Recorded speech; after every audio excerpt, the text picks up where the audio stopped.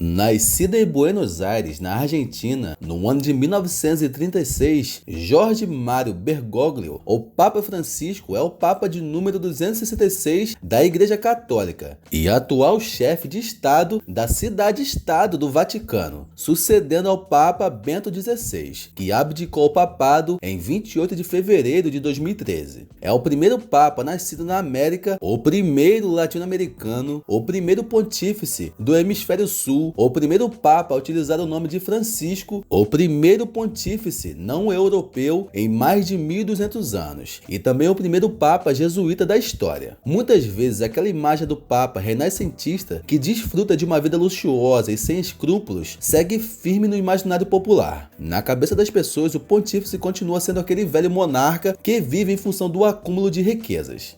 Porém, os tempos mudaram, ainda bem. É certo que a reputação do catolicismo em algumas fases da sua história não foi das melhores, e na atualidade alguns cardeais, bispos e padres continuam apegados àquele espírito de corte ao qual o Papa atual se opõe de maneira exemplar. Mesmo assim, não podemos olhar para a trajetória do catolicismo pelas lentes do anacronismo sem fim. Quando estudamos a disciplina histórica, é justamente esse tipo de tendência em relação a qualquer tema que precisamos evitar. Do contrário, corre-se o risco de conceber uma história mitológica, focada numa mera sucessão de eventos enquadrados pelas modalidades do presente. Mas afinal, tirando uma dúvida muito forte, o Papa tem salário, patrimônio ou pode beneficiar parentes e amigos através da sua função? Descubra agora aqui no canal Diogando, nesse vídeo que separamos para vocês. Mas primeiro, galera, peço a todos que se inscrevam no canal, ativem o sininho de notificações e deixem o seu like nesse vídeo. Essas coisas são muito importantes para manter o canal ativo e é de graça. E eu também vou pedir para que me sigam no meu Instagram, que é Diogando com 2 Os, caso vocês queiram ter um contato direto comigo e deixar alguma sugestão de vídeo. Então é isso, galera. Vamos lá.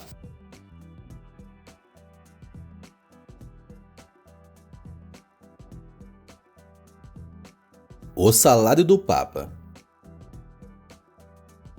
Deixando de lado os métodos de interpretação, a pergunta que não quer calar. Afinal, o Papa recebe salário?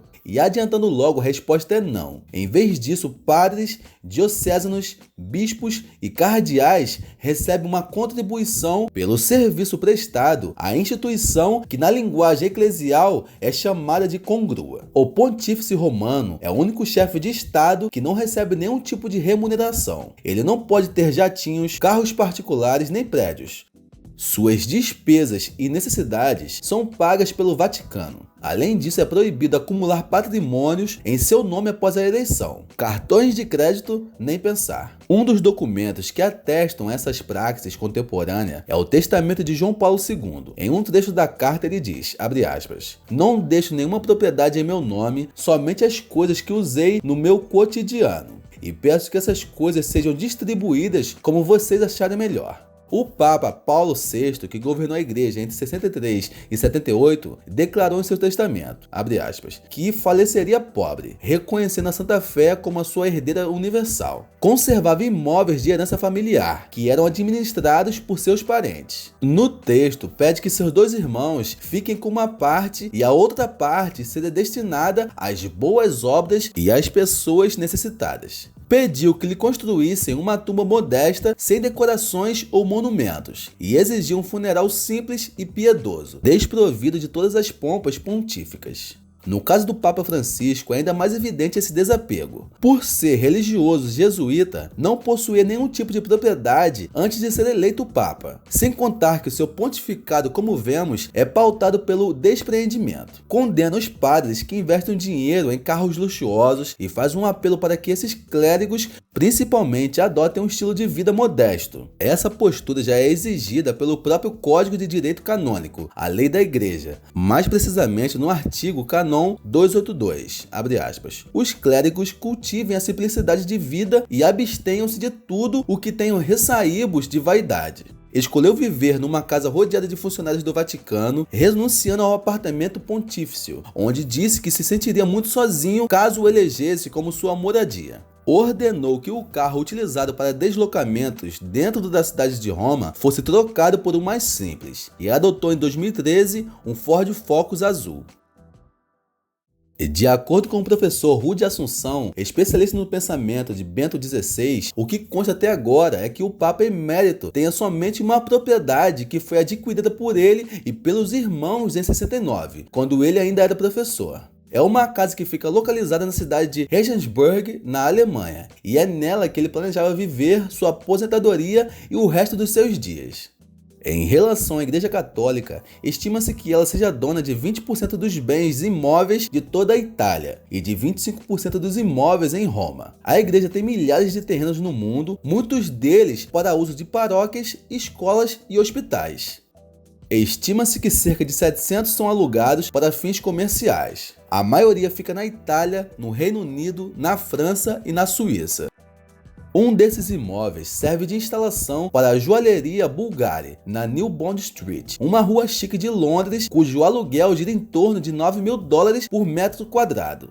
Estima-se que a Propaganda Fide, ou Sagrada Congregação para a Evangelização dos Povos, a entidade do Vaticano que patrocina missões religiosas no exterior, seja a proprietária de $10 bilhões em bens imóveis, concentrados sobretudo em Roma e dos quais fazem parte algumas das mais belas edificações históricas da cidade. Enquanto no mundo os ativos em bens imóveis da Igreja Católica já foram estimados em $3 trilhões, soma essa que é comparável ao PIB da Rússia, da Índia ou do Brasil. Por volta do século VII, a Igreja Católica já era a maior proprietária de terras do mundo. A igreja recebe dízimos, laudêmios, pedágios e outros impostos sobre terras consideradas suas por todo o planeta. Há ainda outras 20 tiaras papais guardadas, a maioria feita de prata. O trono papal é um mistério. Alguns historiadores alegam que é de madeira coberta com bronze dourado, outros que é de ouro puro. As doações do Papa. Existe um fundo que fica à disposição do Papa, caso ele precise fazer uma doação em seu nome. Se chama Óbolo de São Pedro e é um sistema de arrecadação de dinheiro destinado à prática da caridade. Quando lemos a notícia a respeito de uma contribuição feita diretamente pelo Pontífice em meio a crises humanitárias, é porque ele fez o uso desse recurso. Todos os anos, no dia 29 de junho, dia de São Pedro, o dinheiro recolhido pelas paróquias de todo o mundo é repassado para essa entidade. Durante a pandemia, o dinheiro usado na compra dos respiradores que foram enviados ao Brasil foi retirado desse montante.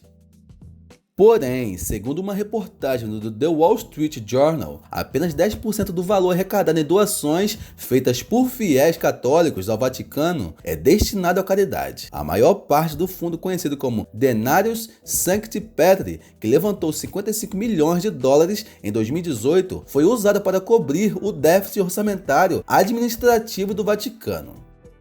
De acordo com o jornal, o uso do fundo financiado por doações ou pagamentos para ajudar os mais pobres tem sido motivo de preocupação entre alguns líderes da Igreja Católica há anos. Para eles, os fiéis estariam sendo enganados sobre o destino das suas doações, o que poderia prejudicar ainda mais a credibilidade da gestão financeira do Vaticano, sob o Papa Francisco.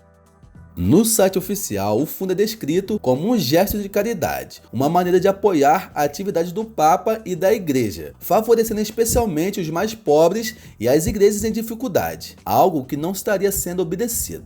O papado e o acúmulo de riquezas.